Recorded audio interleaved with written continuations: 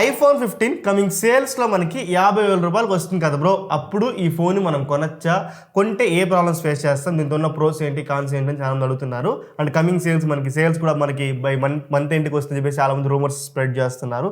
ట్విట్టర్లో కావచ్చు, మనకి ఇన్స్టాగ్రామ్లో కావచ్చు 50,000కి వస్తుంది చెప్పేసి. అది పక్కన పెట్టేస్తే సో ఈ ఫోన్ మనం 50,000 కొంటే దీంతో ఉన్న ప్రోస్ ఏంటి కాన్స్ అని చెప్పేసి ఆల్రెడీ నేను డెడికేట్గా ఒక ఫుల్ రివ్యూ చేశాను. అది చూసినప్పటికీ కూడా చాలామంది మేము కొనొచ్చా అని మన క్వశ్చన్స్ అడుగుతున్నారు అనమాట. సో దీన్ని కొనకుండా ఉండడానికి కొన్ని రీజన్స్ చెప్తాను. ఆ రీజన్స్ మీరు ఓకే అనుకుంటే దెన్ యూ కెన్ ప్రొసీడ్. యాక్చువల్గా ఐఫోన్ 15ని లాస్ట్ 3 months పైగా నుంచి నేను యూజ్ చేస్తున్నాను అనమాట నా ప్రైమరీ డివైస్గా. ముఖ్యంగా దీంతో నేను ఫేస్ చేసిన ప్రాబ్లమ్స్, కాన్స్, ముఖ్యంగా దాని గురించి మనం డిస్కస్ చేసుకుందాం 1 by 1గా. ఫస్ట్ రీజన్ ఐఫోన్ 15 వద్దు అని చెప్పడానికి ఏంటంటే నో ఏఏ ఫీచర్స్, యాపిల్ ఇంటెలిజెన్స్ ఫీచర్స్ అయితే మనకి ఐఫోన్ 15కి రాదు.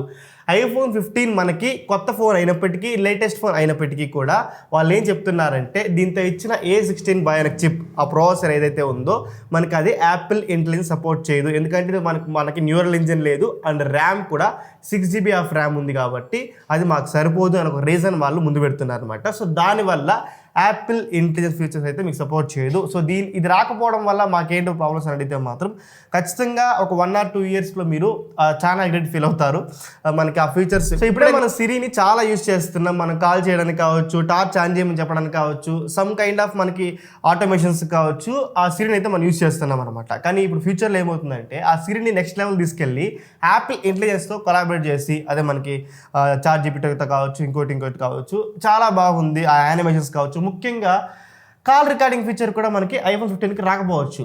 సో ఇలాంటి ఇష్యూస్ అన్నీ మనకి యాపిల్ ఇంటెలిజెన్స్ ఫీచర్స్లో ఉన్నాయి. రాదు మనకి ఐఫోన్ 15కి. సో మెయిన్ డిసడ్వాంటేజ్ ఐఫోన్ 15 కొనడం వల్ల ఫస్ట్ యాపిల్ ఇంటెలిజెన్స్ ఫీచర్స్ అయితే నీకు రాదు. నెక్స్ట్ ఖచ్చితంగా ఒక 1 or 2 years వాడే కొద్దికే అది మనకి ఇది లేదే అని ఒక ఫీల్ అయితే నీకు కనిపిస్తుంది. నెక్స్ట్ సెకండ్ రీజన్, ఈ 2024లో కూడా మనకి ఐఫోన్ 15 నువ్వు 80,000 రూపాయలకు పెట్టుకున్నా కూడా ఇంక్లూడింగ్ ఐఫోన్ 16 రేపు లాంచ్ అవబోతుంది కదా, September 9th లాంచ్ అవబోతుంది కదా, దాంతో కూడా 60 Hz డిస్ప్లే మాత్రమే ఉంటుందన్నమాట. 80,000 రూపాయలు పెట్టిన ఫోన్ కొంటా ఉంటే 120 Hz ఇవ్వకపోయినా పర్లేదు, అట్లీస్ట్ 90 Hz డిస్ప్లే కూడా ఇవ్వకుండా పోకపోవడం మాత్రం ఎంతవరకు కరెక్టు? మన గూగుల్ పిక్సెల్ 9 series కావచ్చు, అసలు ఆల్మోస్ట్ ఈరోజు 10,000 రూపాయలు మోటో G34 కావచ్చు, G45 కావచ్చు, 10,000 రూపాయల స్మార్ట్ ఫోన్లో కూడా మనకి 90 Hz అని చెప్పేసి 120 Hz అని చెప్పేసి పోతా ఉంటే వీళ్ళు 80,000 రూపాయలు పెట్టినా కూడా 60 Hz డిస్ప్లేనే ఇస్తున్నారు. చాలామంది ఇక్కడ యాపిల్ సపోర్ట్ చేస్తూ 60 Hz కూడా మాకు చాలా స్మూత్గా ఉందని మాట్లాడితే కూడా నేను ఓపెన్ చెప్తా అన్నాను, you feel the difference. Frankly చెప్తున్నా, ఖచ్చితంగా ఆ డిఫరెన్స్ అయితే మీరు ఫీల్ అవుతారు. 120 Hzకి 60 Hzకి మీరు ఖచ్చితంగా డిఫరెన్స్ ఫీల్ అవుతారు.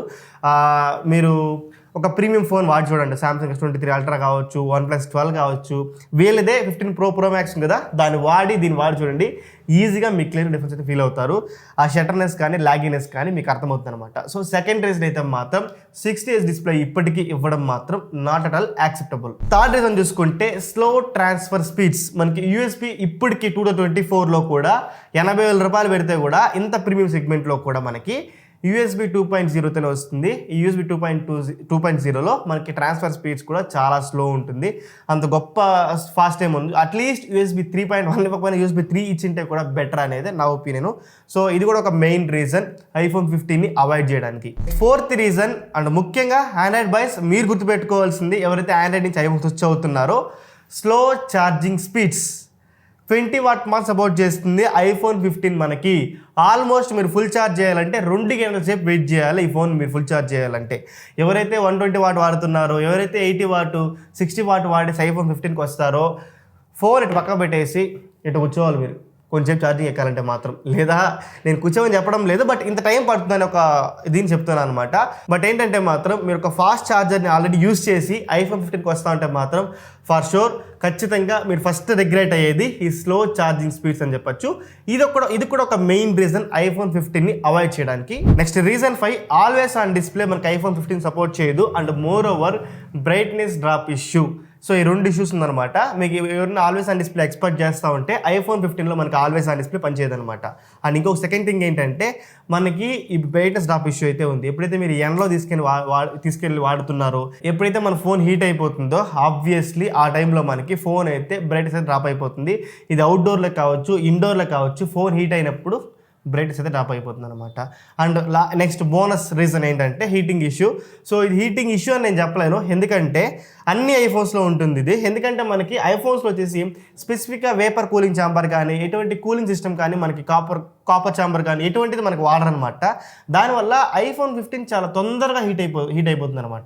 సో అదొక్కటి, ఆ హీట్ అవ్వడం వల్ల మనకు ఆబ్వియస్లీ ఆ బ్రైట్నెస్ డ్రాప్ అయిపోవడం కానీ పర్ఫార్మెన్స్లో డ్రాప్ కానీ మనం గమనిస్తామన్నమాట.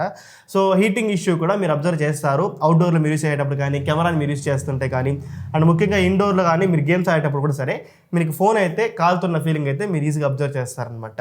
సో ఇది హీటింగ్ ఇష్యూ అని చెప్పలేము, అన్ని ఐఫోన్స్లో ఇది కామన్గా ఉంటుంది. ఇది కూడా ఒక మెయిన్ రీజన్ అనమాట. సో టోటల్గా ఈ 5 రీజన్స్ ఐఫోన్ 15ని అవాయిడ్ చేయడానికి, ఐఫోన్ 15 తీసుకోకుండా ఉండడానికి కోసం. సో ఈ 5 రీజన్లు మీకు ఓకే అనుకుంటే, ఈ 5 రీజన్లో మీకు ఏ ఒక్క రీజన్ కూడా నాకు ఇది కొంచెం వద్దనిపిస్తాను అనుకుంటే మాత్రం better to skip iPhone 15. IPhone 16 కూడా దాని డెడికేట్ వీడియో చేస్తాను. ఐఫోన్ 16 సిరీస్ లాంచ్ లాంచ్ అయినప్పుడు ఆ ఫోన్ తీసుకోవచ్చా లేదా ఐఫోన్ 15కే స్టిక్ అవ్వచ్చా అని చెప్పేసి మాత్రం మనం డిస్కస్ చేసుకుందాం ఒక డెడికేటెడ్ వీడియోలో ఐఫోన్ 16 లాంచ్ అయిన తర్వాత. ఐ హోప్ ఐఫోన్ 15ని ఎందుకు తీసుకోకూడదు, ఎవరు తీసుకోకూడదు, ఏ రీజన్స్ వాళ్ళు తీసుకోకూడదు అని చెప్పేసి ఇన్ డీటెయిల్గా ఎక్స్ప్లెయిన్ చేశాను అనుకుంటున్నా. ఇంకేం డౌట్స్ ఉంటే కూడా కింద కామెంట్స్ మెన్షన్ చేయండి. మోస్ట్ ఆఫ్ కంటెంట్ చేస్తాను. This signing off. జై హింద్.